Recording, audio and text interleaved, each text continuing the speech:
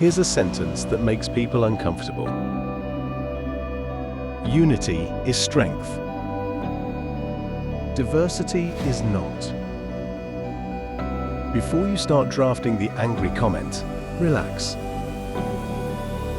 This isn't anti-people, it's anti-fantasy. Because here's the truth, no one wants to say out loud.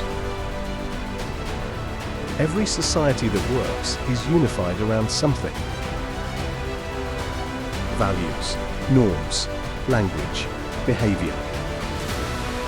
Diversity doesn't create that. It sits on top of it. The lie we've been sold. Somehow we ended up believing more diversity equals more strength. But that's like saying more ingredients automatically make a better meal. Anyone who's ever cooked knows that's bullshit. Without a base flavor, you get sludge. Let's look at the countries that actually work. Not vibes, reality. Japan is about as subtle as a brick wall when it comes to unity. One dominant culture, one language. Clear social expectations. Conformity isn't optional, it's assumed. Immigration exists. But assimilation is the price of entry. And globally, Japan is described as safe. High trust, disciplined, functional.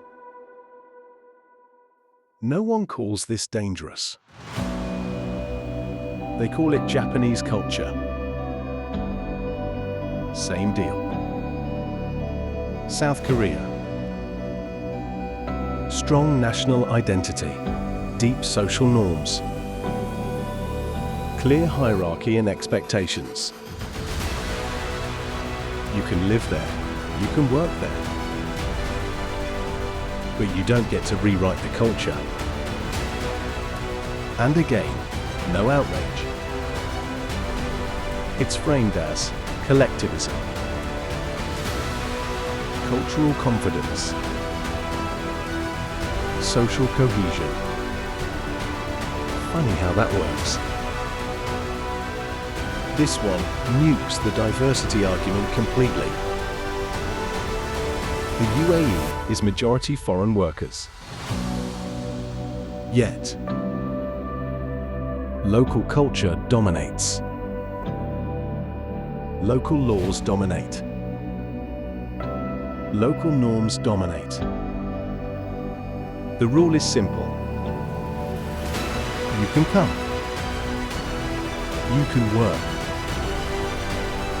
You do not reshape the society. And globally, this is praised as stable, orderly, excellent. Imagine suggesting that model in Europe or Australia. You'd be cancelled before finishing the sentence. People love to say, but India is diverse. Yes, internally. But it's unified around something much deeper. Civilizational identity, shared history, shared myths, shared moral frameworks. India doesn't run on abstract diversity. It runs on continuity. Diversity inside a strong cultural container works. Without one, chaos. Hungary is the one that breaks the Western narrative. They openly say, we want to preserve our culture. We control immigration. We reject forced multiculturalism. And for that, they're attacked relentlessly. But here's the awkward part. They're coherent. They're stable. They know who they are. You don't have to like it, but you can't pretend it doesn't work. So what's the pattern? Every successful society has a dominant culture, a shared language, clear expectations, enforced norms. Some allow diversity after unity. None survive without unity first. The real double standard. When non-white cultures preserve identity, its heritage, its survival. When white cultures do the same, it's dangerous.